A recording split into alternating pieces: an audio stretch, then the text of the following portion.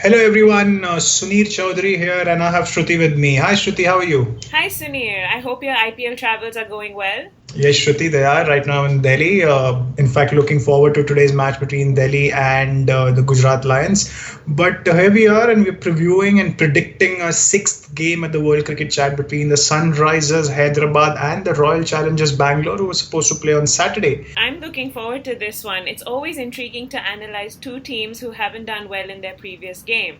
What are your opening remarks on the Sunrisers Hyderabad? Well, Shruti, the Sunrisers Hyderabad were on a bit of a roll, but their bubble was burst by the rising Pune Super Giants in the previous game at home. And the interesting bit was that Pune managed to get rid of David Warner, the Hyderabad captain, early in the innings. And from then on, it was a procession of sorts. And while Pune bowled well, Ashok Dinda picked up those 3 wickets. It was hard to explain what went out in the middle there. What those 3 earlier wins, however, do provide. With those 3 earlier wins, however, they do provide Sunrisers a bit of a cushion for any such mid-tournament falls, and it doesn't make them as vulnerable as the Mumbai Indians or the Pune Super Giants themselves, who, if they lose a match now, will be in a spot of bother, Shruti.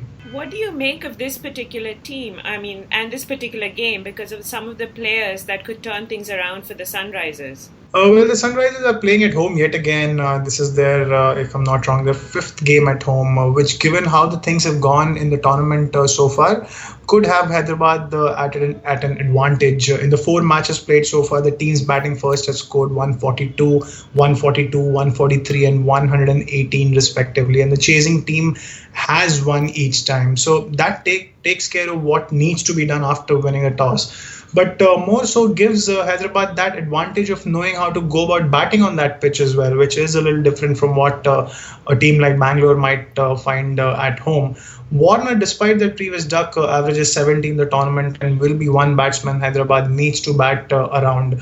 But I'm also particularly interested in watching Shikhar Dhawan and whether he can carry his newfound form forward. Oni Morgan's inconsistencies could well be hurting the Hyderabad middle order too.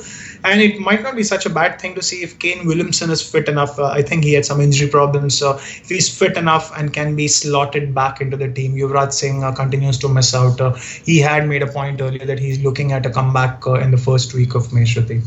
What about you, Shruti? Do you think that this Sunrisers Hyderabad side has it in them? Well, Suneer, the Sunrisers still appear to be shaken up from their previous loss.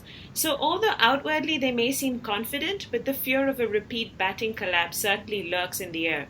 When they do set out to play an innings, they could take some time to settle, especially as they hope to focus on building good partnerships. This should be a really successful attempt. It'll give them a healthy looking innings for sure, so I'm quite confident about that area. The bowlers may find themselves too rigid and too confined to a plan. This may be good for them, but they will need to break their own shackles towards the end if they're to continue making breakthroughs. You know, Suneer, this may not be their best performance, but the sort of control they will manage to maintain will work very well for them. Now, Suneer, Bangalore have played 5 games and are still languishing down the table with just 4 points. They were supposed to be this big ticket team, but what seems to have gone wrong for them? I think, Shruti, there's still a big ticket team and nothing can take that away from them. And frankly, if you look at their record, 2 wins and 3 losses isn't extraordinarily poor for them. But yes, I get what you're saying. They have been slightly underwhelming as compared to what was expected out of them. And a lot has to do with their bowling. Take the last game, for instance, in which Virat Kohli hit his first ever T20 century to guide them to 180 on what can barely be described as a flat surface. Kohli himself, in fact, at the innings break, said the pass score on that pitch was expected to be 155, 160, and that they had got themselves to an above par score. And then what happened? None of the bowlers, barring Tabraiz Shamsi, the South African Chinaman bowler, managed to provide any lid on the Gujarat Lions scoring. And the Lions chased it down with much ease in the end. The good news for Bangalore is that the surface at Hyderabad might even things out for their bowlers, given it being a low-scoring ground. The bad news, well, the opposition knows what their weaknesses are and will look to target the bowlers yet again, Shruti. And Bangalore's players to watch out for, Suneer?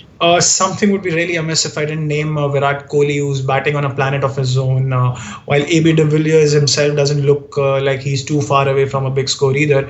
But I'll be focusing on the bowling, and Chinaman bowler Tabraiz Shamsi, who I just referred to, showed signs of a lot of promise in those first two games that he played. Chris Jordan, the English fast bowler, has come in as a replacement for Mitchell Stark, and the management will look to slot him in directly in place of Kane Richardson, who has been going for 9 and over. And then there's a chance that Kohli might bring in a Pervez Rasool, an off spinner, to counter David Warner early in the innings. Shruti, will the Royal Challengers Bangalore create further trouble for themselves, or will they throw in a challenge for the Sunrisers in this game? It's a mixed bag for Kohli and his men. They were humbled in their previous game, and if that happens again too, then it'll be their own doing. Taro shows them to be too wayward in their focus. It's as if they don't know where to turn to. This can be quite dangerous, especially as they may have a really good start with the bat, but this I think just may end up becoming too flat towards the end, especially when they need to increase their run rate. What could be their saving grace is their bowling. It shows signs of being crisp and on the money. But overall, I'm expecting a temperamental RCB today. Suneer, your favorites for the game? The pause before you ask me that question says a lot about my predictions, but I'll go with Bangalore on this one just because the pitch won't be as flat as the previous one, so thereby allowing the Royal Challengers bowling to come into their own. Shruti, your call? Well, we're on opposite ends again today, but honestly, when teams are in a moody phase, it's always tough. It's always a tough one to judge. But for me, I would like to go with a judgment that helps me understand who's a more consistent team. What the cards appear to be today is going to be the home team, the Sunrisers Hyderabad. So I'd go with Taro advantage Sunrisers Hyderabad. That's all we have for today. We'll be back with another one very soon. Till such time, have a nice time ahead. Thank you.